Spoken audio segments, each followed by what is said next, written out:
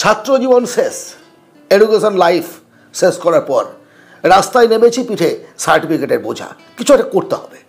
Social media scroll করতে করতে দেখছি আমার সমবয়সী কেউ রয়্যাল এনফিল্ড নিয়ে রাস্তায় ঘুরে বেড়াচ্ছে, ইয়েস, বা কোনো একটা দামি গাড়ি নিয়ে ঘুরে বেড়াচ্ছে, ঝাঁ চকচকে তার চেহারা।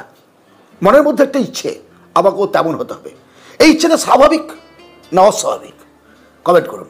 অবশ্যই স্বাভাবিক, কারণ আমরা প্রত্যেকে চাই জীবনে প্রতিষ্ঠিত হতে, ধনী হতে, কিন্তু পারি না।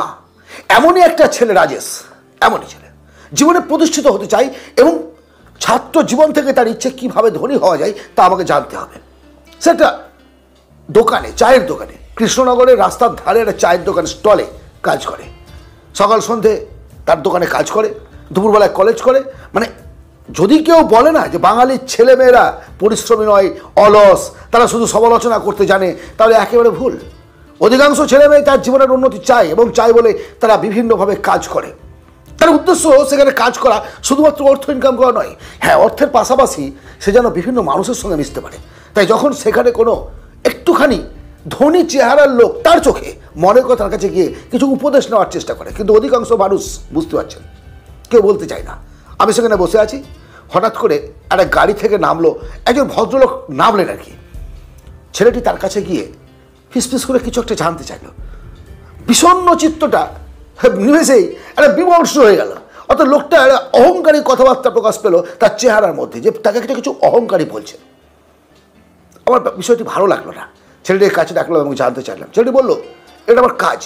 আমি অনেকের কাছে জানতে চাই যে কেন মানুষ একদল ধনী হয়, আর কেন একদল মানুষ তার জীবনের একটা সময়, বয়স পেরিয়ে যাওয়া পর্যন্ত ইনকাম করতে পারে না। ভদ্রলোক নেহাতি কী ধরনের মানুষ ছিলেন আমি জানি না, কিন্তু একটা বাচ্চা ছেলে, সে যখন তার জীবন সম্পর্কে জানতে চাইছে, সাকসেস বা ফেলিওর, কিছু একটা বলা তার উচিত ছিল। আমি ছেলেটাকে জিজ্ঞেস করলাম, তুমি জানতে চাও জীবনের সত্যতা? ছেলেটি একেবারে নিচু গলায় মাথা নামিয়ে আমাকে বলল, অবশ্যই কাকু, আমি চাই জীবনে ধনী হতে, আমি চাই জীবনে প্রতিষ্ঠিত হতে। অনেকেই ড্রপ আউট করে স্কুল কলেজ ছেড়ে দিয়ে দেখেছি তারা জীবনে অনেক টাকা ইনকাম করছে, কিন্তু আমরা পারছি না কেন? আমি আমার ব্যাগ থেকে একটা ফল বার করলাম, এইটা সেটা, এবং আমার ব্যাগে থাকে এগুলো, এটা বার করলাম, ভালো করে দেখেন। এবার আমি তাকে বললাম, এটা দিয়ে আমি এই আমটা কাটবো, এই ম্যাঙ্গোটা আমি কাটবো। কিছুতেই কাটতে পারছি না। দেখুন, চেষ্টা করছি, অনেক চেষ্টা করছি, না ফুটাতে পারছি না কাটতে পারছি। তাকে দেখালাম, দেন তাকে আমি বললাম, এটা ম্যাঙ্গো, এই আমটাকে কাটার জন্য উপযুক্ত ছুরির প্রয়োজন, এটাই সেটা, এবং এটা তুমি অনায়াসেই অত্যন্ত ইজিভাবে এই আমটাকে পিস করে নিতে পারবে। দেখুন, অনায়াসে। অর্থাৎ এই ফলটা কাটার উপযুক্ত একটা অস্ত্র যদি তোমার না থাকতো, তাহলে তুমি এটা কাটতে পারতে না।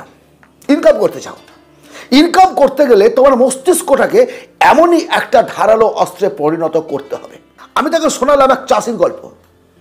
এক চাষি, আমি প্রতিদিন অফিস যাওয়ার পথে দেখি যে সেই চাষি মাঠে তার একটা জং ধরা ভোঁতা কোদাল নিয়ে কাজ করছে। বয়স্ক, পরিশ্রম করতে কষ্ট হচ্ছে, কিছুতেই সে পেরে উঠছে না, অল্প একটুখানি কাজ করছে আর বসছে, কাজ করছে বসছে।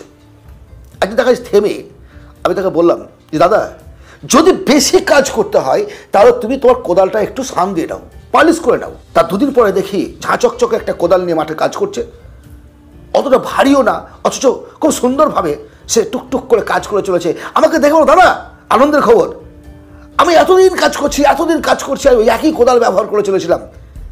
কোদালটা খইতে খইতে ভোতা হয়ে গেছে, বাট তাকে যে পালিশ করতে হবে এটা আমার জানা ছিল না। জানতাম, মেবি জানতাম, কিন্তু আমার ইচ্ছে ছিল না, এগিয়ে যায়নি সের জন্য। আজকে আমি অনেক বেশি পাচ্ছি। কোদাল ইজ ইয়োর ইন্টেলিজেন্সি, আর মাটি হচ্ছে টাকা। যত বেশি টাকা চাইবে তত ধারালো করতে হবে তোমার বুদ্ধিকে, তোমার ব্রেনকে। যে কাজ করতে চাও, আমরা চাই কুইক সমাধান, কুইক রিলিফ, তাই তো? এটা আমাদের মানে বাস্তবতা। এডুকেশন শেষ করে বেসছি, ঝাঁচকচকে রয়্যাল এনফিল্ড নিয়ে আমার বন্ধু ঘুরে বেড়াচ্ছে, আমাকে করতে, তাহলে তো বিজনেস করতে হবে। জব করে বিজনেসটা করলাম, 6 মাস 7 মাসের মধ্যে শাটার ডাউন হয়ে গেল। কারণটা কি? কারণটা হচ্ছে আমি আমার ব্রেনটাকে পালিশ করতে পারিনি, আমার ব্রেনটাকে বিজনেসের উপযুক্ত তৈরি করতে পারিনি। আমি সার্ভিস করতে পারতাম হয়তো, মেবি বড় একটা সার্ভিসের জায়গায় যেতে পারতাম সুন্দর পিচাইয়ের মতো। সেই ভাবনাটা আমার মধ্যে কাজ করেনি। দ্রুত সমাধান চাই। এই করতে গিয়ে বিজনেস স্কুলে বসি, হপাস দপাস করে পড়ি, দবাত করে পড়ি। নো, এভাবে চলতে পারে না, এভাবে চলতে পারে না। কুইক সমাধান নয়। আমাদের এই জীবনটা না ম্যারাথন রেস, 100 মিটার দৌড় নয় যে প্রাণ হাতে নিয়ে ছুটে চললাম, রান কমপ্লিট করে সার্টিফিকেটের ট্রফি নিয়ে বাড়ি চলে আসলাম। ম্যারাথন, দীর্ঘ লড়াই। তাড়াতাড়ি করবেন না, দ্রুততা কিছু চাইবেন না। নিজের স্কিল ডেভেলপ করুন। মাস্টার পিসন যে কাজটা করতে চান, বিজনেস করবেন, কোন বিজনেস করবেন? কাপড়ের, সেই ফিল্ডে মাস্টার পিসন।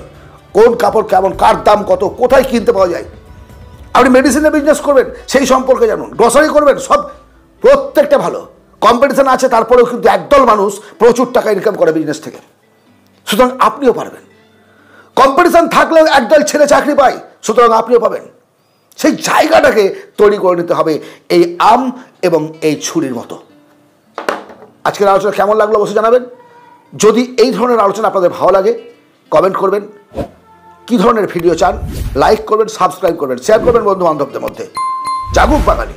বাঙালির ঘরে সন্তানেরা অলস কুড়ে, ভালো লাগে না শুনতে। আর চ্যালেঞ্জ, সারা পৃথিবীকে জানিয়ে দেন যে আমরাও পারি, আমরাও পারি।